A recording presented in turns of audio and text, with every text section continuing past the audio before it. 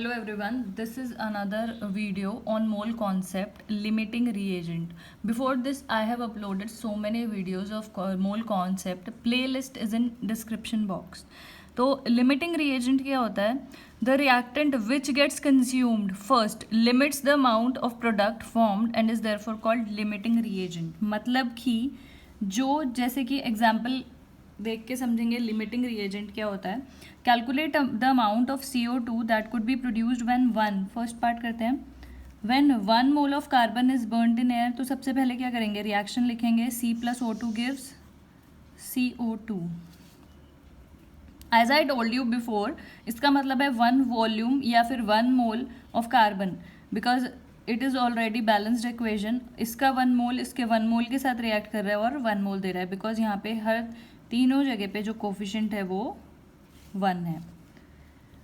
तो आपको बताना है calculate the amount of CO2 that could be produced when 1 mole of carbon is burned.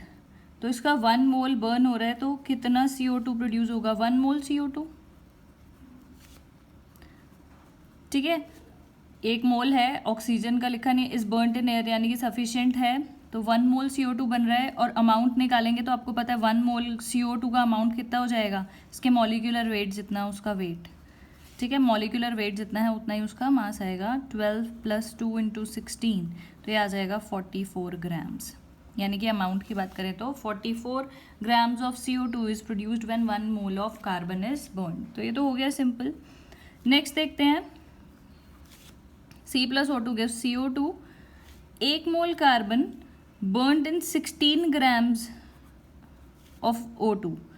1 ग्राम 16 ग्राम से कर रहा है 1 मोल, तो अब बताओ कि कितना ये CO2 प्रोड्यूस होगा. तो देखिए आप कंपैरिजन के लिए आपको कन्वर्ट करना पड़ेगा. ये तो 1 मोल है, इसको अगर आप कन्वर्ट करोगे, देखो ऑक्सीजन का जो वेट होता है वो 16 होता है. O16 ये हमेशा गिवन होगा, O16 है, कार्बन 12 है, तो O2 32 हो जाएगा. तो 16 ग्राम कितना मोल आएगा, हाफ मोल. अगर आपने इससे पहले ग्राम, मोल्स और इन सब में रिलेशन क्या होता है वो वीडियोस नहीं देखी हैं तो आप उसको पहले उस वीडियो को देखिए, तब आपको और इजीली समझ में आएगा. तो 16 ग्राम 32 ग्राम्स तो होता है 1 मोल जो मॉलिक्यूलर वेट है.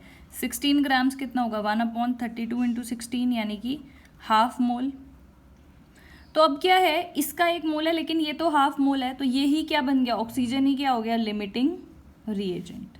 ऑक्सीजन क्या हो गया, लिमिटिंग रिएजेंट, क्योंकि इसकी वजह से इसको 1 मोल को 1 मोल ऑफ ऑक्सीजन चाहिए रिएक्शन कंप्लीट होने के लिए, लेकिन ये हाफ मोल ही है, तो रिएक्शन किसके अकॉर्डिंग चलेगी, ऑक्सीजन के अकॉर्डिंग. कार्बन बच जाएगा, ऑक्सीजन के अकॉर्डिंग रिएक्शन चलेगी, तो यही क्या हो गया, लिमिटिंग रिएजेंट. तो अब सारी रिएक्शन में क्या होगा, हाफ मोल इसका इसके हाफ मोल के साथ रिएक्ट करेगा और हाफ मोल ही कार्बन डाइऑक्साइड बनाएगा. अमाउंट की बात करें तो 1 मोल का 44 था, हाफ मोल का कितना हो जाएगा, 22 grams of CO2 is produced. तो ये ध्यान रखना है. अब नेक्स्ट जो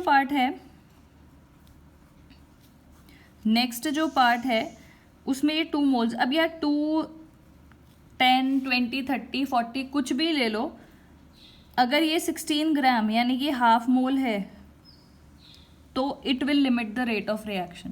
मतलब द रेट नहीं, it will limit the reaction, इसी पे ही डिपेंड करेगा.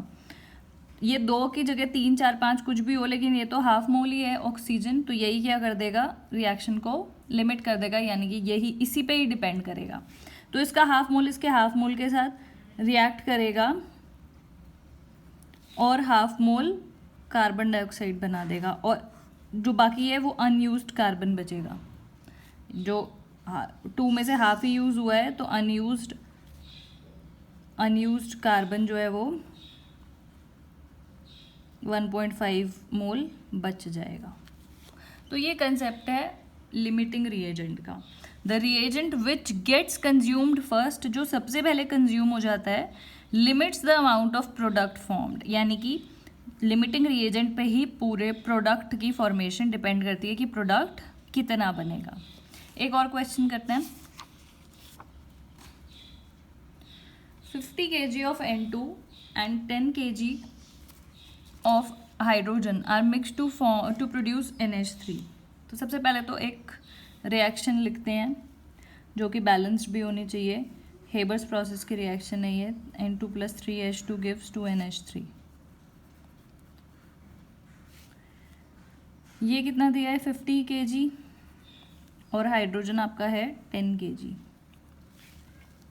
तो मास को कभी कंपेयर कर ही नहीं सकते हैं, मास को कभी कंपेयर हम नहीं कर सकते हैं, मोल को कर सकते हैं। ये मैंने आपको पहले वीडियोस में भी बताया है कि मास को इसका 50 ऐसा नहीं होगा कि इसका 1 ग्राम इसके 3 ग्राम के साथ। जब मास कंपेयर कर रहे हैं तो मॉलिक्यूलर वेट कंपेयर करेंगे। तो यहाँ पे हम मोल्स कंपेयर कर सकते हैं, तो हम पहले मोल्स निकाल लेते हैं। आपको पता है कि नंबर ऑफ मोल्स क्या होता है, नंबर ऑफ मोल्स निकालते हैं पहले। नंबर ऑफ मोल्स होता है mass upon molecular mass, mass upon molecular mass. तो इसके मोल्स यहाँ पे तो मैंने लिखा है मास, इसके मोल्स निकाल देते हैं।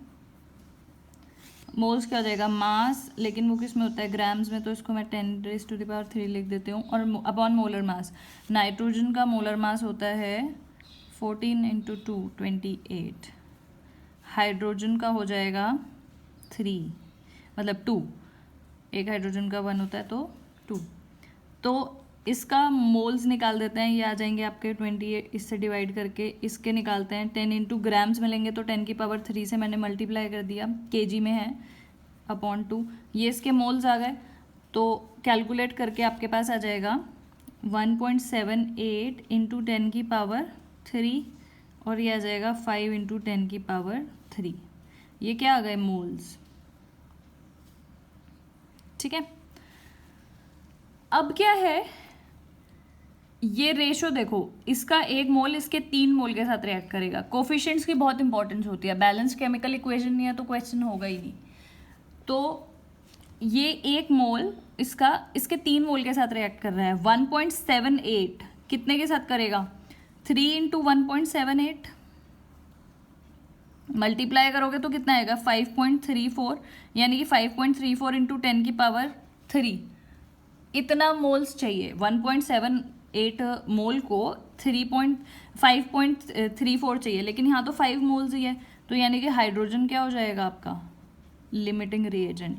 ये कम है इसके कंपैरिजन में, अगर ये रेशो मेंटेन करना है तो हाइड्रोजन जो है वो कम है। तो रिएक्शन किसके अकॉर्डिंग चलेगी, हाइड्रोजन के अकॉर्डिंग। तो निकाल लेंगे, इसका जो 3 है वो तो इसके 1 के साथ जा रहा था, इसका 5 × 10⁻³ कितना नाइट्रोजन रिएक्ट करेगा, कैलकुलेट कर लेंगे इसको। तो x की वैल्यू आपके पास क्या आ जाएगी, इसको ऊपर लेके जाएंगे, इसको इधर, और ये यानी कि 5/3 × 10⁻³ आप इसको कैलकुलेट करेंगे 1.66 × 10⁻³ मोल्स यूज होंगे।